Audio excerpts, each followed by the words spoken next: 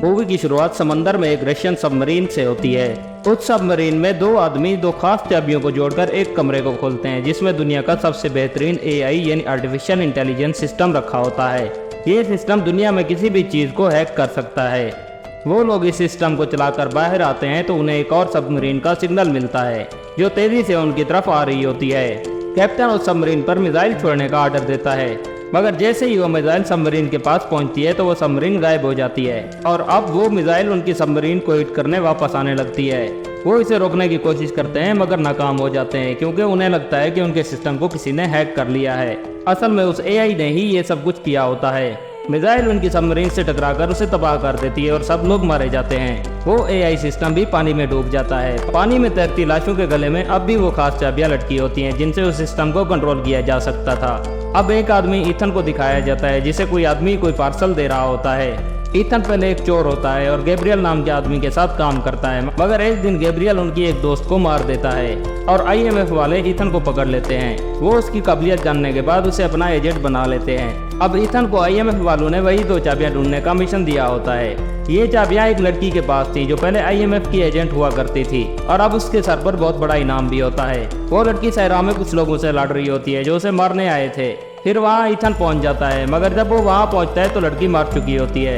अब एक जगह आईएमएफ के ऑफिसर्स की मीटिंग दिखाई जाती है जिसमें एक एजेंट उन्हें एआई सिस्टम के बारे में बता रहा होता है जो अब खुद ब खुद चलने लग गया होता है, मगर अभी तक किसी भी तबाही में एआई के मुलव्वस होने का सबूत नहीं मिला होता। वहीं पर आईएमएफ का डायरेक्टर बताता है कि रशिया दो खास किस्म की चाबियों को ढूंढ रहा है जिससे वो किसी खास एआई सिस्टम को कंट्रोल कर सकते हैं। अगर उन्हें ये चाबियां ना मिली तो दुनिया पर बहुत बड़ा खतरा आ सकता है, मगर ये चाबियां कहाँ और कैसे यूज होती हैं इसे कुछ नहीं पता और दुनिया की तमाम एजेंसी उन्हीं चाबियों को ढूंढ रही हैं। उन चाबियों का एक हिस्सा हमारी एजेंट को मिला था जिसे लेने ईथन गया है, मगर अभी तक उसकी कोई खबर नहीं है। तभी वहाँ एक एजेंट आकर डायरेक्टर को मास्क देता है और वहाँ कोई गैस छोड़ देता है जिससे बाकी तमाम लोग बेहोश हो जाते हैं। वो एजेंट ईथन था। वो बताता है कि उसने इस लड़की से चाबी का एक हिस्सा ले लिया है और उसने ही उस लड़की को मरने का नाटक करने का कहा था ताकि जो लोग उसे मारना चाहते हैं वो उसका पीछा छोड़ दें। ईथन कहता है कि वो चाबी का दूसरा हिस्सा हासिल करने के बाद उस एआई सिस्टम को खत्म कर देगा। डायरेक्टर बताता है कि पूरी दुनिया की एजेंसी इस चाबी और सिस्टम के पीछे पड़ी हैं,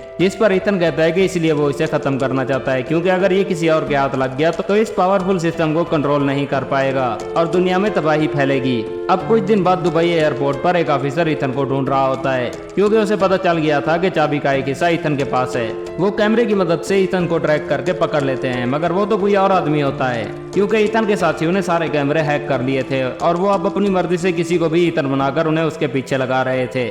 ईथन भी एक आदमी का पीछा कर रहा होता है जिसके पास चाबी का दूसरा हिस्सा है, मगर एक लड़की उस आदमी से वो टुकड़ा चुरा लेती है। ईथन के आदमी उस लड़की को ट्रैक करते हैं। वो लड़की एक मशहूर चोरनी ग्रेस होती है। तभी उन्हें एक अलर्ट मिलता है। ईथन का दोस्त जल्दी से जाकर देखता है तो एक बैग में बॉम्ब होता है। उधर ईथन को ग्रेस भी मिल जाती है। ईथन उससे चाबी ले लेता है और उसे एक लेटर देता है और कहता है कि तुम मुझे ये चाबी दे बगैर यहाँ से नहीं निकल सकती थी। ईथन का साथी भी बॉम्ब को फटने से रोक लेता है, मगर यहाँ वो लड़की ईथन को धोखा देकर चाबियां निकाल कर चली जाती है और लेटर उसकी जेब में डाल देती है। तभी ईथन गैब्रियल को देखता है और वो सबको जल्दी से वहाँ से निकलने का कहता है क्योंकि वो उससे डर जाता है और उसे खतरे का एहसास होने लगता है। ग्रेस भी एयरपोर्ट पर पकड़ी जाती है। पुलिस वाले उसे अपने हेड के पास ले जाते हैं जो ईथन होता है। उसे पता चल जाता है कि ईथन ने ही उसे पकड़वाया है। ईथन उससे पूछता है कि तुम वो चाबियां क्यों हासिल करना चाहती हो। वो कहती है कि मुझे इन चाबियों के बारे में कुछ नहीं पता, बस मुझे ये किसी आदमी को बेचनी है जो इसके बदले में मुझे बहुत से पैसे देगा। ईथन उसे वहाँ से लेकर जा रहा होता है, तभी वो उसे दोबारा धोखा देती है और ऑफिसर के बीच में फंसाकर वहाँ से निकल जाती है। ईथन भी उसके पीछे जाता है। ग्रेस को कुछ गुंडे रोक लेते हैं और उसे गाड़ी से बाहर निकलने का कहते हैं, मगर ईथन वहाँ पहुंचकर उसे बचा लेता है। फिर वो अपने और ग्रेस के हाथ को एक ही हथकड़ी से बांध लेता है। तभी वहाँ वो ऑफिसर आ जाते हैं जो ईथन को पकड़ना चाहते थे, मगर अचानक से एक लड़की उन सब पर हमला कर देती है। ग्रेस और ईथन वहाँ से भागने लगते हैं और वो लड़की भी उनके पीछे लग जाती है। वो लोग किसी तरह उसे चकमा देकर बच जाते हैं। ईथन ग्रेस के हाथ को खोल देता है और ग्रेस फिर से ईथन को धोखा देती है और उसे गाड़ी के स्टीयरिंग के साथ बांध देती है। फिर ईथन किसी तरह खुद को आजाद करा लेता है और अपने साथियों के पास पहुंच जाता है। वो अपने खुफिया अड्डे पर जाते हैं। यहाँ पर उन्हें पता चलता है कि ग्रेस एक अमीर औरत की पार्टी में उन चाबियों को बेचने वाली है, मगर किसी को अभी तक ये इल्म नहीं था कि उन चाबियों से एग्जैक्टली होता क्या है। ईथन का साथी बताता है कि मुझे एयरपोर्ट पर जो बॉम्ब मिला था उसे किसी एआई ने डिजाइन किया था और जो आदमी उसे वहाँ पर छोड़ गया वो उसी एआई के लिए काम कर रहा होगा। तभी ईथन बताता है कि मैंने एयरपोर्ट पर गैब्रियल को देखा था, मगर वो अचानक से मेरे सामने से गायब हो गया। इसका मतलब एआई ने मेरे चश्मे को हैक किया और इसी वजह से मैं उसे देख नहीं पाया और गैब्रियल ही एआई के लिए काम कर रहा है। ईथन और उसकी दोस्त बताते हैं कि गैब्रियल को मौत का सौदागर कहते हैं। वो बहुत ज्यादा खतरनाक है और किसी से नहीं डरता। वो कहते हैं कि अगर एआई इतना कुछ कर सकता है तो उसे ये भी पता होगा कि हम सब कहाँ हैं और क्या कर रहे हैं। ये सब लोग बहुत परेशान हो जाते हैं। उसके बाद ग्रेस उस पार्टी में पहुंच जाती है। वहाँ पर चाबियों को खरीदने गैब्रियल आया होता है। वहाँ पर वो लड़की भी थी जिसने ईथन और ग्रेस पर हमला किया था। इस पार्टी में ईथन भी पहुंच जाता है। गैब्रियल ईथन को देखकर हैरान हो जाता है। तभी वहाँ वो रिच वीमेन आ जाती है जिसने पार्टी रखी होती है।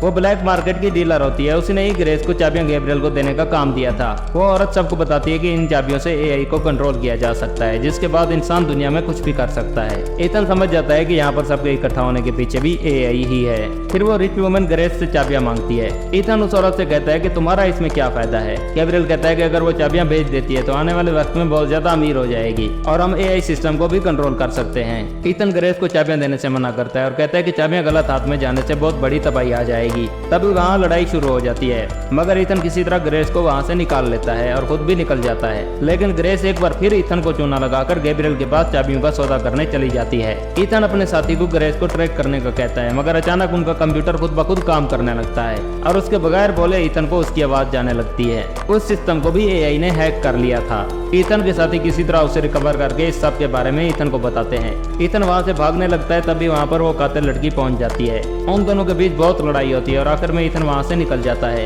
ईथन के साथी बताते हैं कि ग्रेस एक पुल के पास है। पुल पर गैब्रियल चाबियां लेने पहुंच जाता है, मगर उसके पास कोई पैसा नहीं होता। ग्रेस और गैब्रियल की फाइट होती है। गैब्रियल उसे बहुत मारता है। तभी ग्रेस की मदद करने ईथन की साथी पहुंच जाती है, मगर गैब्रियल उसे भी मार डालता है। ईथन जब तक वहां पहुंचता है तो बहुत देर हो चुकी होती है। अगले दिन ग्रेस उन सबको बताती है कि गैब्रियल वो चाबियां किसी आदमी के पास लेकर जा रहा है जो उसे उनका इस्तेमाल और एआई को कंट्रोल करने का तरीका बताएगा। उनकी डील एक ट्रेन में होने वाली थी। अब ग्रेस ईथन की टीम की मदद करने के लिए तैयार हो जाती है। ईथन का साथी ग्रेस को रिच वुमन का मास्क देता है ताकि कोई उसे पहचान न सके और रोक न सके। ईथन का साथी उसे कहता है कि एआई जानता है कि तुम उसे खत्म करना चाहते हो, इसलिए उसने तुम्हारे सामने गैब्रियल को खड़ा किया है और अगर तुम्हें एआई को खत्म करना है तो पहले तुम्हें गैब्रियल को खत्म करना होगा और तभी एआई के बारे में किसी और को पता नहीं चलेगा। अगर तुमने गैब्रियल को खत्म ना किया और सिर्फ एआई को खत्म किया तो गैब्रियल सबको इसके बारे में बता देगा। हो सकता है कि वो दोबारा उसे बना ले। ईथन कहता है कि वो ऐसा ही करेगा, मगर जब तक वो ये नहीं जान ले कि उन चाबियों से कैसे और कहां इस्तेमाल करना है तो वो गैब्रियल को नहीं मारेगा। ग्रेस रिच वुमन का मास्क पहनकर वहां जाने के लिए रेडी हो जाती है। अगले दिन गैब्रियल ट्रेन में पहुंचकर उसके ड्राइवर को मार डालता है और स्पीड बढ़ा देता है ताकि कोई उन्हें रोक न पाए। और जब रिच वुमन अपने केबिन में जाती है तो वहाँ अपनी हमशक्ल को देखती है जो ग्रेस होती है। ग्रेस उसे बेहोश करके उससे चाबियां ले लेती है। फिर वो उस आदमी के पास जाती है जो चाबियों को खरीदने वाला था। वो आदमी और कोई नहीं बल्कि आईएमएफ का डायरेक्टर होता है। ग्रेस उससे पूछती है कि इन चाबियों से क्या हो सकता है, तो वो कहता है कि वो ये तो नहीं जानता, मगर मुझे किसी भी हाल में ये चाबियां चाहिए ताकि हम एआई के बारे में पता कर सकें। दूसरी तरफ गैब्रियल उस आदमी से मिलता है जो एआई सिस्टम के बारे में जानता था। वो गैब्रियल के पूछने पर बताता है कि कुछ सालों पहले रशिया ने सबमरीन में एक सिस्टम बनाया जिसे एआई यानी आर्टिफिशियल इंटेलिजेंस का नाम दिया गया। वो सबसे बेहतरीन सिस्टम था जो हर चीज खुद से पता कर सकता था कि क्या ठीक है क्या नहीं। उसी का फायदा उठाकर उस सिस्टम ने सबमरीन को तबाह कर दिया और वो अपने अंदर नई तब्दीलियां भी ला सकता है। गैब्रियल पूछता है इस बारे में और कौन जानता है, तो वो कहता है इस कमरे में मौजूद हम 3 लोग ही जानते हैं। ये सुनकर गैब्रियल उस एजेंट को मार डालता है। फिर गैब्रियल उस लड़की पर भी हमला कर देता है। वो गैब्रियल पर गोलियां चलाती है जिसकी वजह से वो वहाँ से भाग जाता है, मगर उस लड़की को चाकू लग चुका होता है।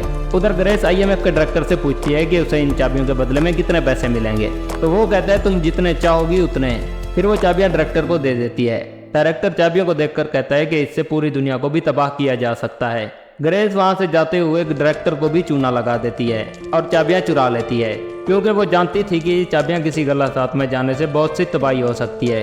अब ईथन को दिखाया जाता है जो बाइक पर एक पहाड़ी पर पहुंचता है। उसका साथी उसे पैराशूट की मदद से वहां से जंप लगाने का कहता है।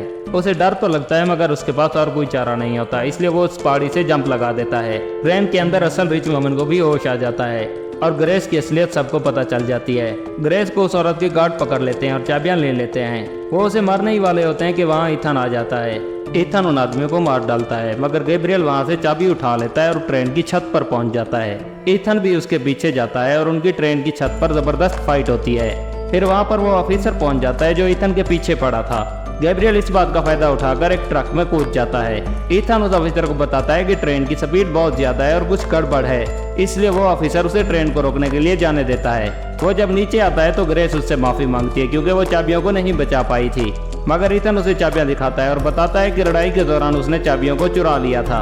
इधर गैब्रियल भी अपनी जेब में चाबी की बजाय लेटर को देखता है। ग्रेस बताती है कि ट्रेन के सभी इंजन खराब कर दिए गए हैं और अब उसे रोका नहीं जा सकता।